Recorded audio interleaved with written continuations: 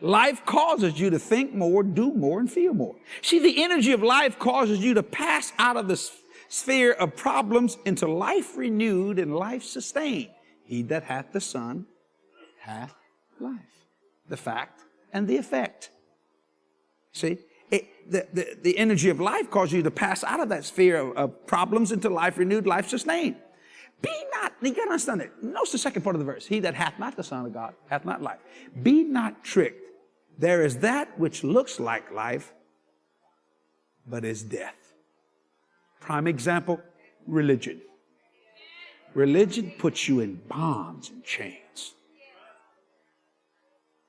I mean, will tie you up, even Christianity.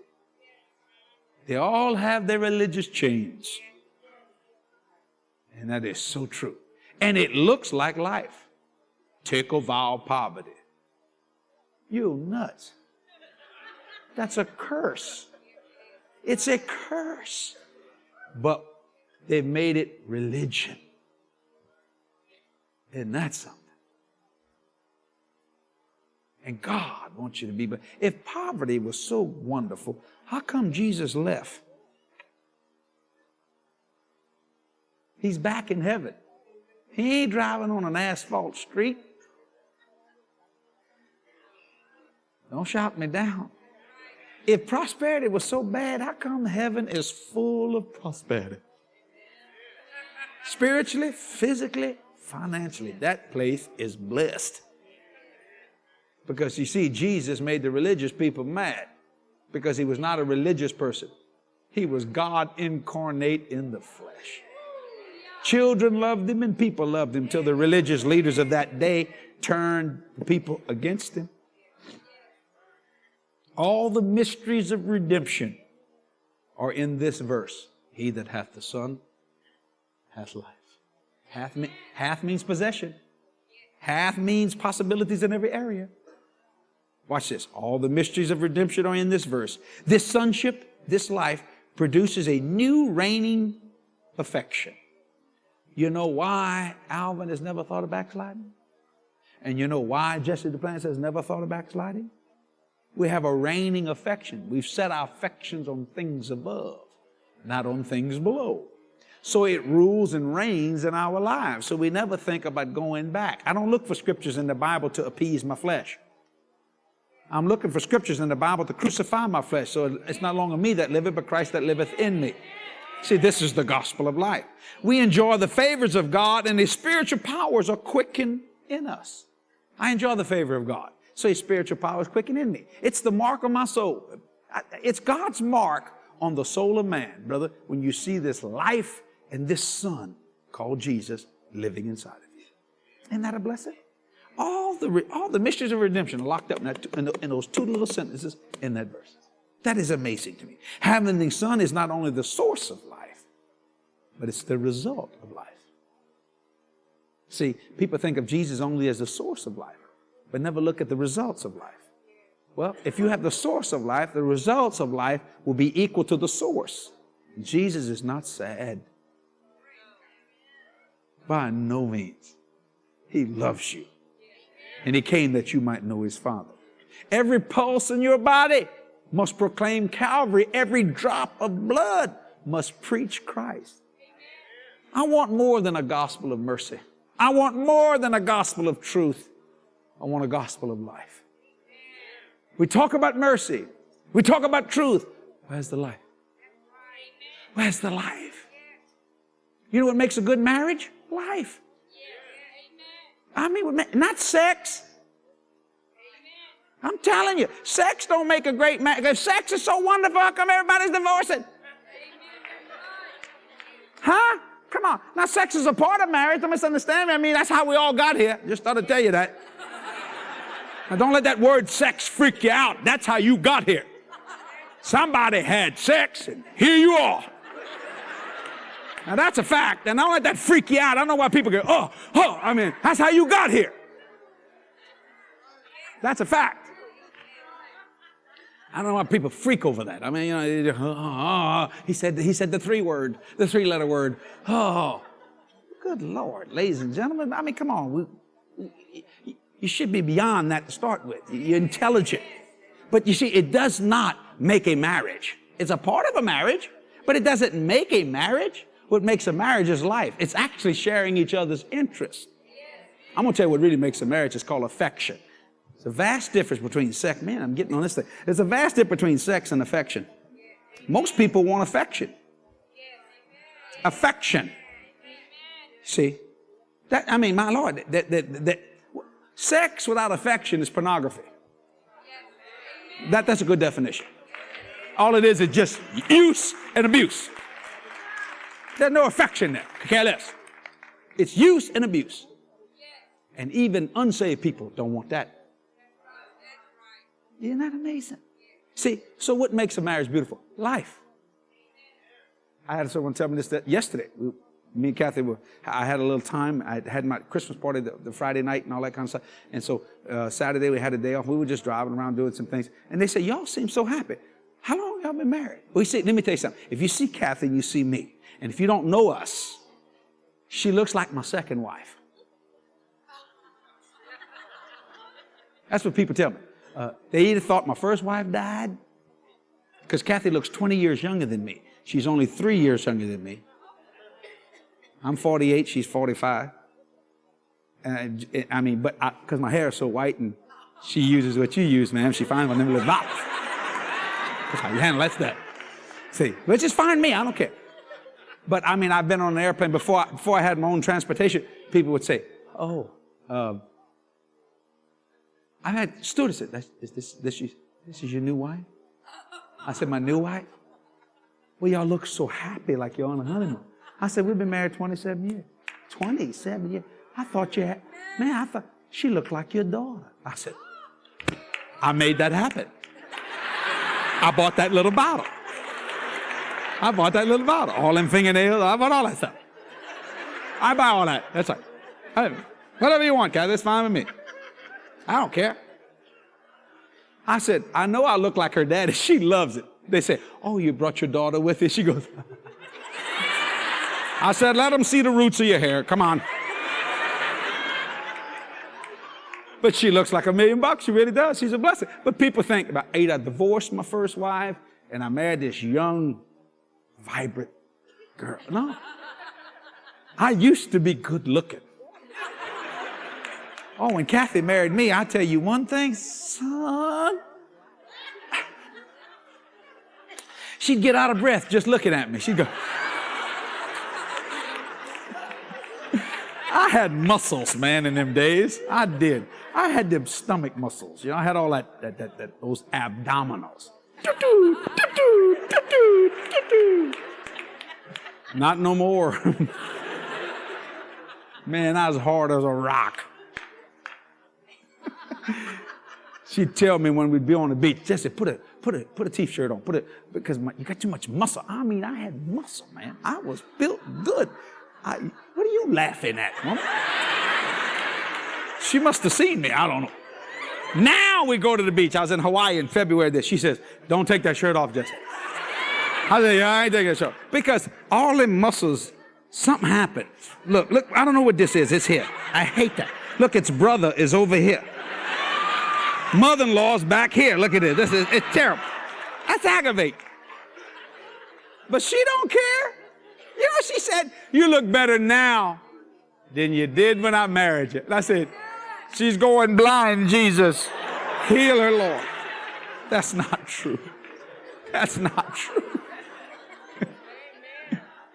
But you see, what makes our marriage wonderful is not looks or anything like that. She's beautiful. I never considered my beauty. I was good looking at one time. Not no more, but I'm just saying, I'm getting all this. I may go to California. Next time you'll see me, I may suck this baby up, bless God. Cut that chicken neck off and put it in a gumbo. I don't know. Hallelujah. A Cajun will find out and he will use everything. No, I don't know if I will. Nothing wrong with it. You know, people say, you mean that people... there are some people that had their egos, you know, they want a facelift, they want all that kind of stuff, because of ego. I could care less. Kathy worries more about my face than I do. I could care less about my face. What is wrong with this woman here?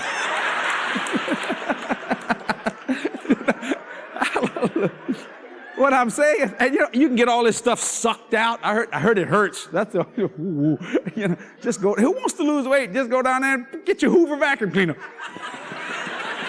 Get all that stuff sucked out. Glory to God. Hey. I guess if you can afford it, do it. I don't care. It don't make me no difference. And some people go, shh, don't tell nobody. Don't tell nobody I got a facelift. Why? Oh, I don't want them to know. You can tell. It's like a man wearing a toupee. That's the best toupee. You can't hardly tell. Well, if you can hardly tell, then you don't know I'm wearing one. You see what I'm saying? I mean, I have some friends of mine that have that. And anything wrong with that? I don't have a problem with that. In fact, I know someone, and I'm thinking about right now, when I saw him, I said, man, what did you do? I knew something up. I said, my God, you look like $1 million. They went, California. I said, California? Yeah, I found this doctor. I tell you what, just see, they can. I thought, wow, man, that looks good. But you see, what people forget is the rest of the body. They got this beautiful face and them sagging arms just a flopping in the breeze. And that cellulite running down your legs.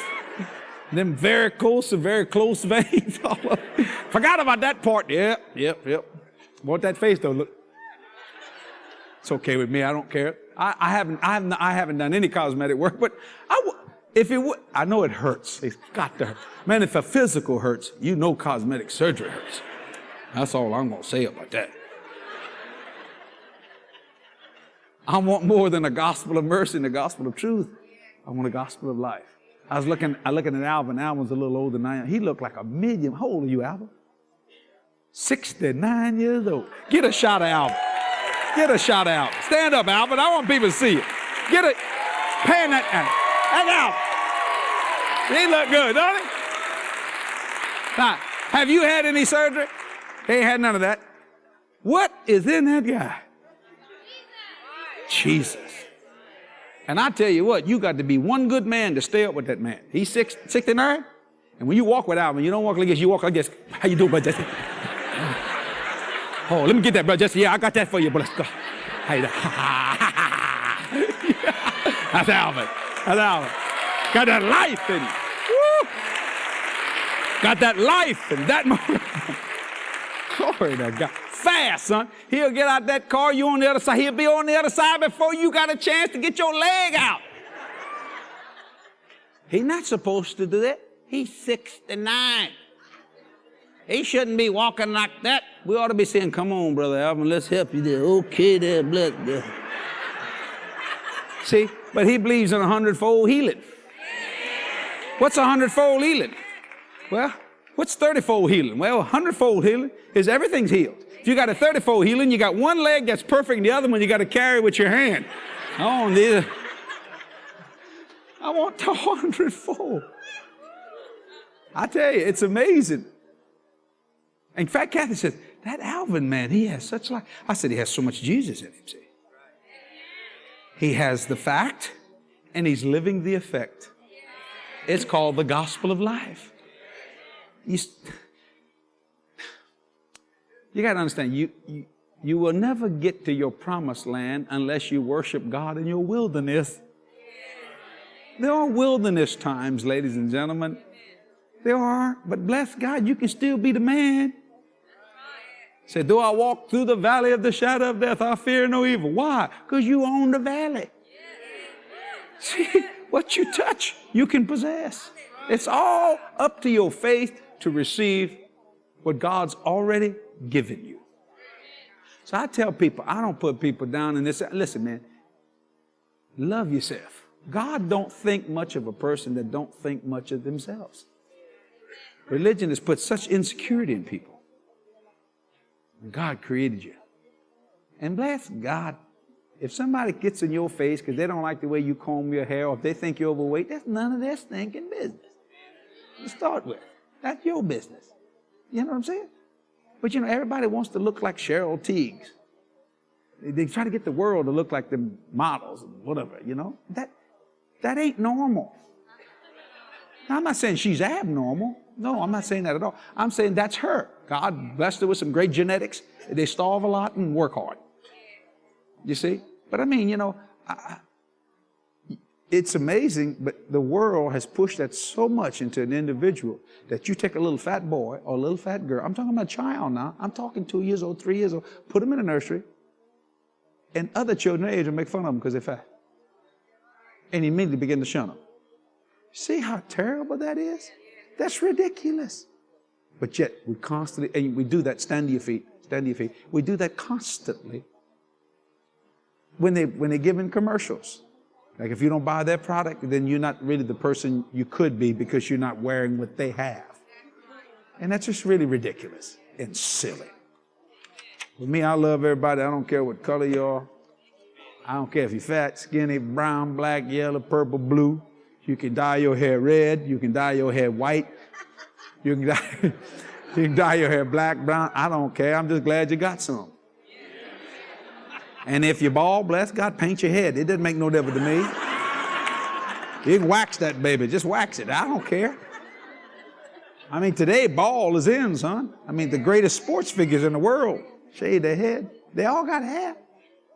I mean, it just depends on what you like. So God is not putting all that pressure on you.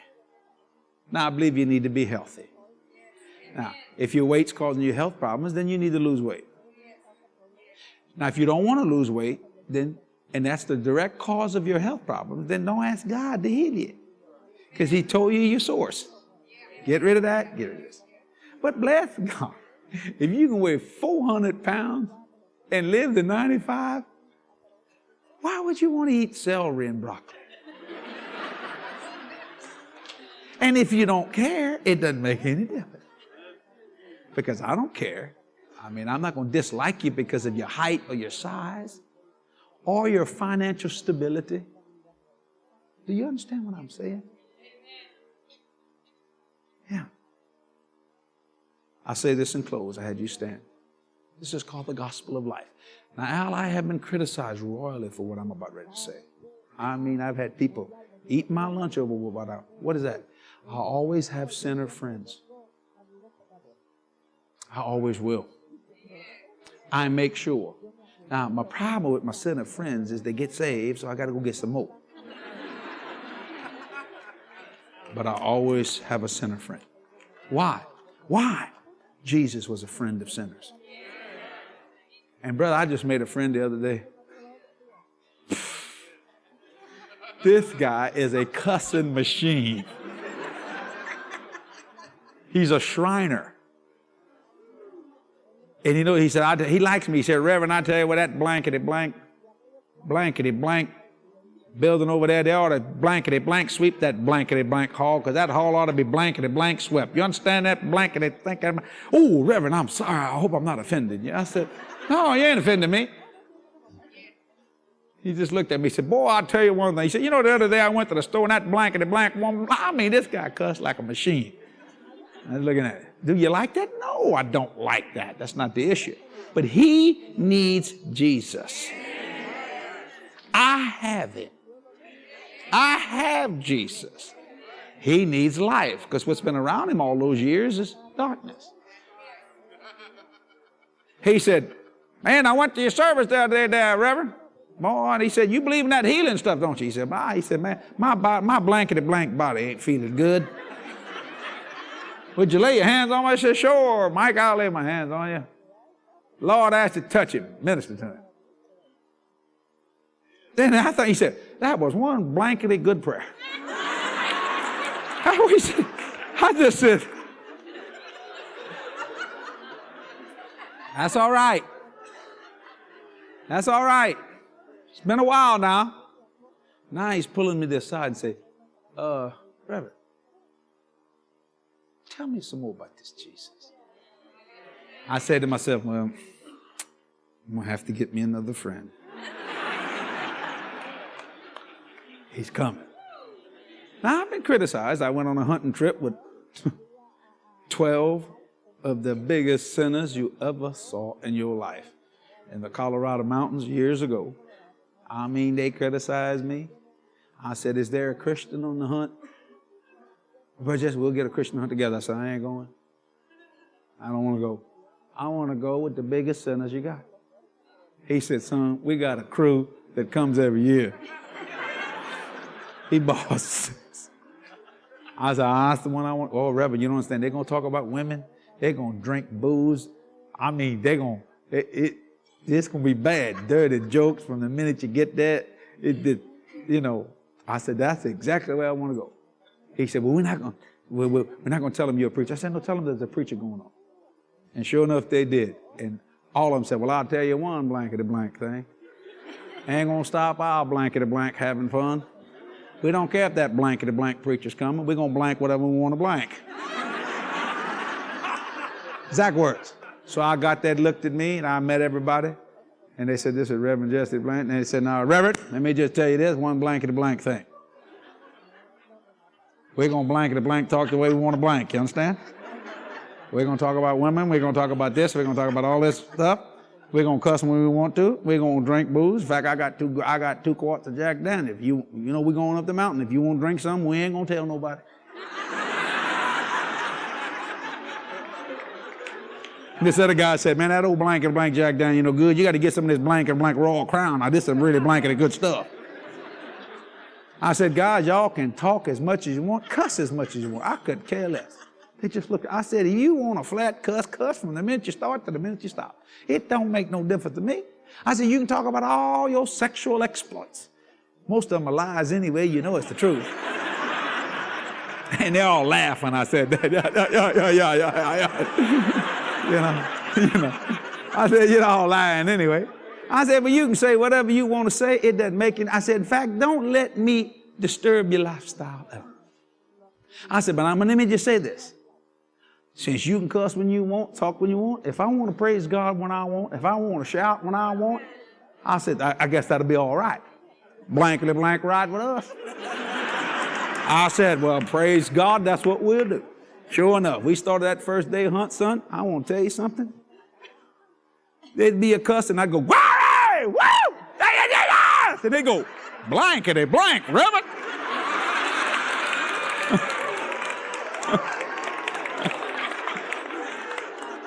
Why'd you do that?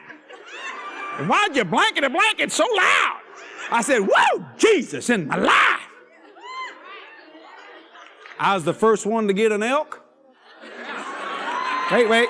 I was the first one to get a deer. They come out there and they went, blankety blank. Reverend got the biggest blankety blank elk we ever saw in the place. 3 days of the hunt, they ain't had any.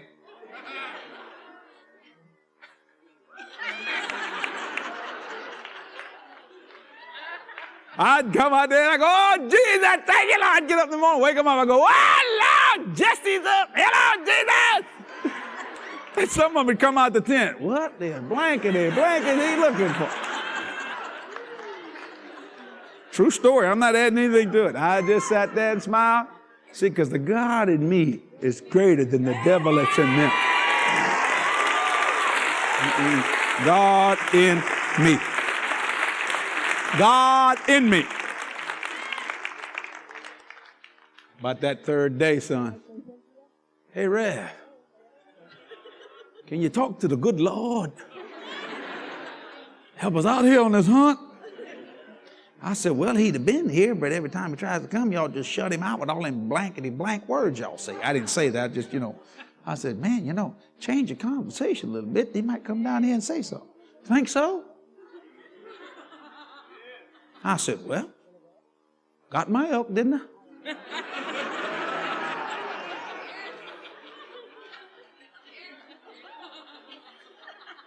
He just smiled. One of them went, help us, God. That's so funny. But what was amazing is I'm not the kind of man, you can't put me in a stand. I don't like sitting there waiting for a deer to come by. I got too much energy, man. I'm a walk. I run up and down them mountains. I don't get 11,000 feet. I went past the tree line. I was chasing elk, man. I just go, I would walk past this stand and say, hey, Rev. I said, hey, what's up? He said, I said, you see anything? You know, you talk about the hunt. See anything? I ain't seen nothing yet. Hey, listen, don't tell the other guys. What about this Jesus? I mean, you know I like you. I said, well, I like you too. This is really real. And I said, yeah, it's great. I said, just to know God. He said, well, he names me as a religion. I was raised. I said, well, that's all right. Yeah, he said, but I don't know if all this stuff is true. All of them. I'd go by their stands. See, I knew I was going to get that elk and I did it first day. And the rest, 6 days, I was going to be witnessing. So I knew that. That's why I wanted to go on that hunt. Got mine the first day, son. I mean, and I walk, I know everybody knows where everybody's at, And I'd walk, and everyone else, hey, Rev, I want you to pray with me, but don't tell nobody. So I ain't gonna say a word. I ain't gonna say nothing. See, I don't have to. When life gets in you, light comes out. Well, ladies and gentlemen, I could go on and give you the whole complete story. That was years ago. Today, those 12 guys, 11 of them are deacons in a church today. Different churches across America.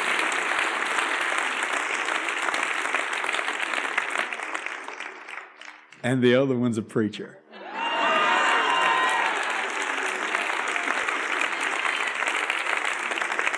Now, don't take what I said out of context, because you see, if you get around sin, don't let sin pull you in. You pull them out of sin, not with criticism, with the love of God and with the power of God. He that hath the Son hath life. You enjoyed it? Yeah. Give Jesus a hand clap.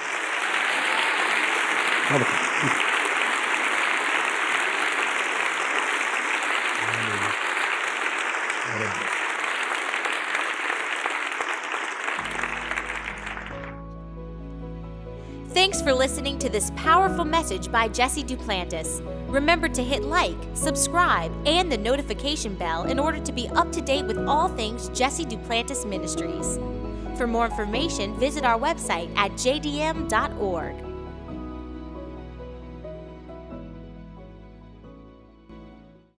This media is copyrighted by Jesse Duplantis Ministries for the private use of our audience. Any other use of this media or of any pictures or accounts without Jesse Duplantis Ministries' consent is strictly prohibited.